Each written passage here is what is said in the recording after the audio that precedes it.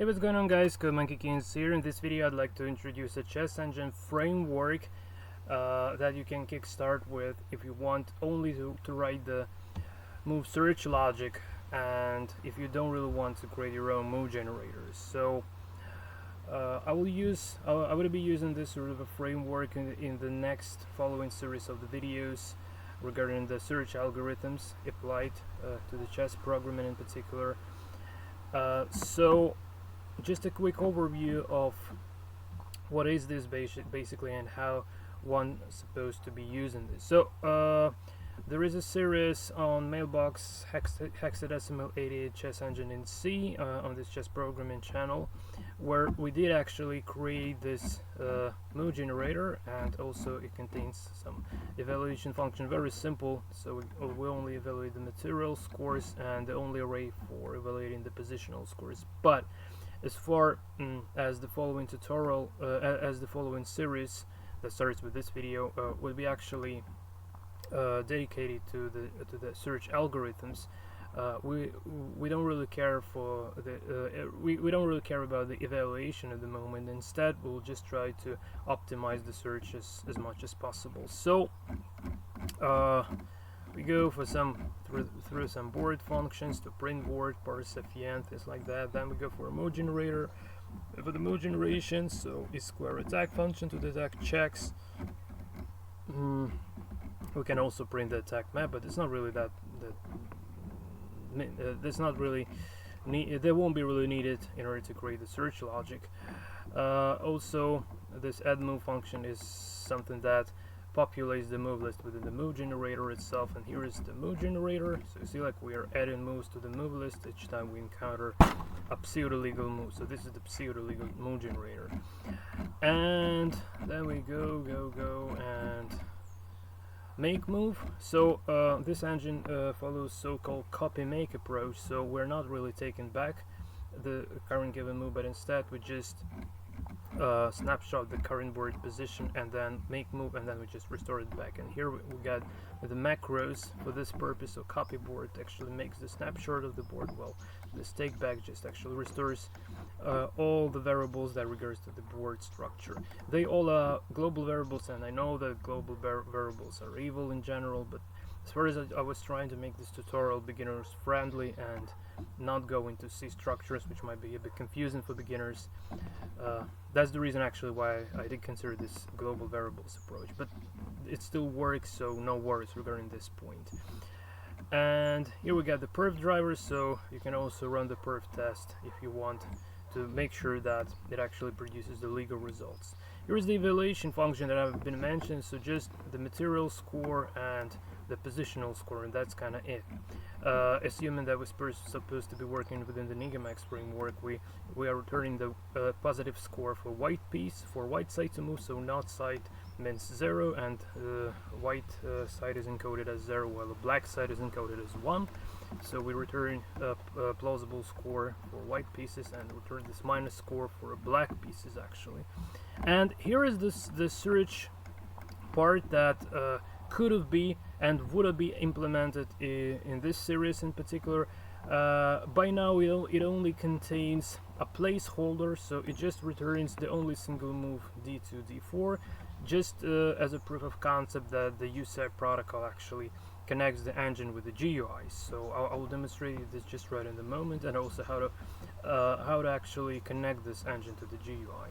So then we go for a very simple Uci protocol. So it doesn't really take care of many commands. This engine doesn't support timing, well, at least at the moment. So what we can do here, so this parse move is needed just to parse the GUI sequence, providing the list of moves after the Uci specific command like position start pause, and then the list of moves, or position FEN and then the list of moves. And here we finally go for parsing our Uci commands. So Uci command gives the info regarding the engine, is ready, gives the ready. Okay, this is all the Uci specifications. Uci new game initializes the board with a starting position, Then the most essential part, position start pause moves, followed by the list of moves. So this actually sets up the initial position, then makes all the moves that were made within the game, and then it actually calls for the search. I just want to find where exactly this is happening actually. Oh no, it just makes move. Yeah, no, it's not here. So it just makes moves on the board to alter the board appropriately. Then for the bear position start pause without any moves, we just initialize the board again. And position FEN is literally the same like position start pause moves, but it handles already two cases: if just the bare FEN or FEN followed by the list of moves. So everything you need for the debugging purposes, and also even though this Uci implementation is really limited and doesn't allow you to do much, but still it already allows you to debug your search logic within the GUI rather than within the console, which is, to my personal opinion, is more appropriate way of doing things. And finally, we're parsing this go command. So you can limit the depth that your engine is supposed to be searching the position with. And here, if within the GUI you're playing with a fixed depth, this fixed depth is getting parsed, and it goes to our search function as the parameter to actually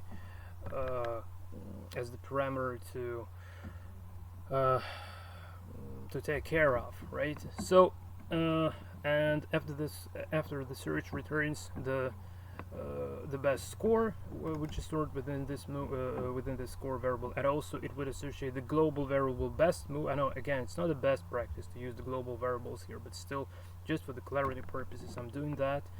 So as far as the best score is reached, the best move is associated with the best score, and here we print some information regarding the score itself, the current given depth, and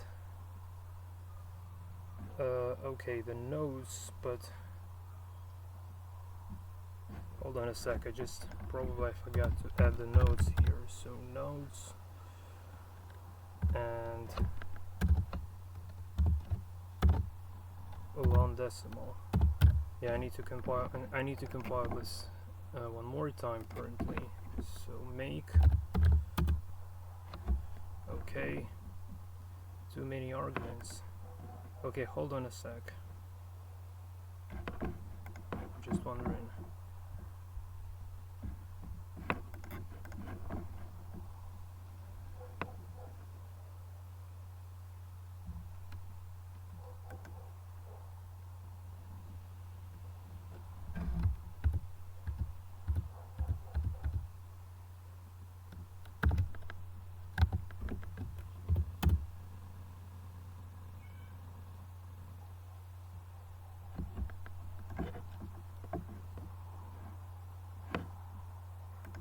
Well, too many arguments, so I really need to specify this long decimal.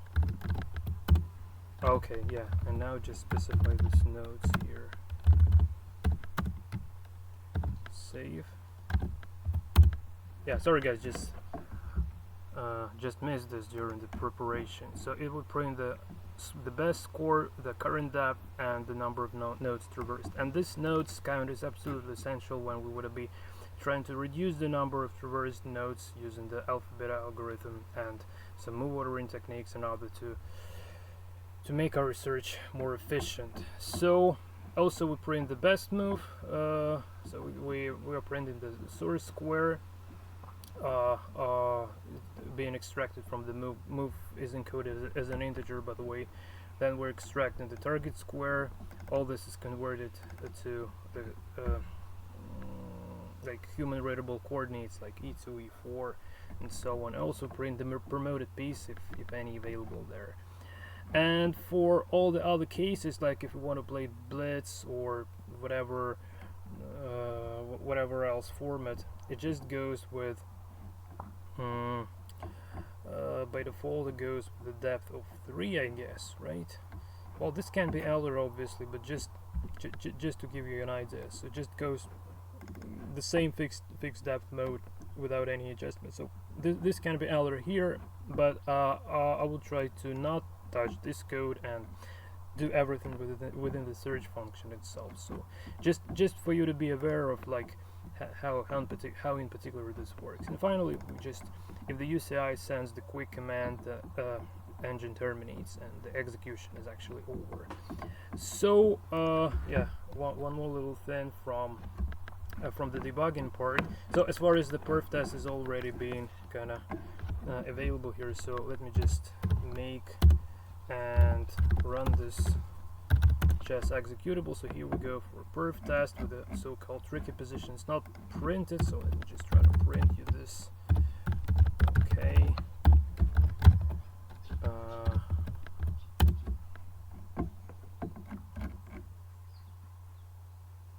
Hold on a sec, probably just what's going on here.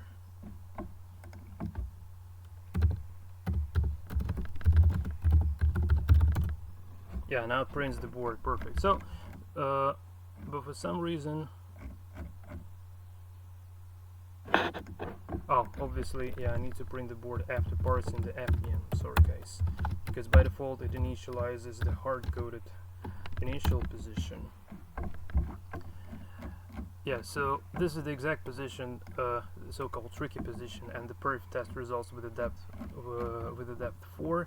And exactly the same number of nodes that has to be reversed within this position. So that's just for you to get an idea of how you can make use of the perfed. So I will command this out, obviously, and I just uncommand this UCI stuff, and let's compile and run again. So I will now mimic the GUI commands. So say it sends like UCI new game, and it just gets restarted, and then say position start pause, and now it should initialize the new game again, and let's say go depth 4, and it just prints this D2 D4 move. Whatever depth, whatever we type now here, it would always print this D2 D4 because that's the placeholder to make sure that the engine is actually connected to the GUI. So now I will actually connect this to the GUI, and it's not really that trivial sometimes, but I'll show you some pitfalls. So we need to click install new engine, and then so try to find the executable. So here it is. It's called simply chess. So open. Oh, it even well, this doesn't happen always. So it has recognized the UCI engine, but this doesn't always happen, and also it just gives the wrong flag here. So I just want to go to the options. So manage chess. No, it's not Russia. I'm from Ukraine. I'm not from Russia, really. And he takes the author from some previous engine, like some of these guys. So Code Monkey.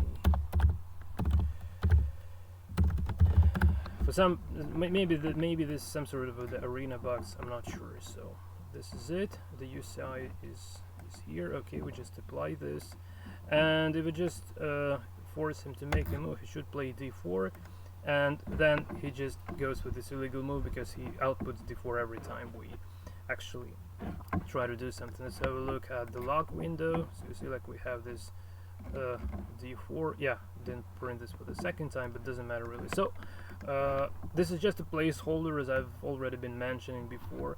So in the next videos within this series, what we're gonna be doing, we're gonna be simply taking, but hold on a sec, guys, I'm just wondering, yeah, probably it's already here. So I need to update the initial I need to update this one, initial source here, so to make it look like the one I've just fixed with this notes and all this stuff. So what we're supposed to be doing, we're supposed to go to the search part, and here we'll provide our search logic, basically. So starting with the Nigimax, and then go into alpha beta. So we will also cover the quiescent search and some interesting techniques as well. And one of the good news that I will try to make videos in this series to be separate, like like in good old Star Trek New Generation, where when you had like a new story every week, that if you miss something, you can just watch the next series, the next episode, and that's just literally fine. So I'll try to make them standalone, all the following tutorials. So just to give you an idea, like how to deal with this stuff. Well, okay, guys. So I think this is it for this video, and I hope to see you in the next videos during this series that I'm currently working on, preparing for you. So basically, this is it from my side. Thanks for watching. Until the next time, and take care.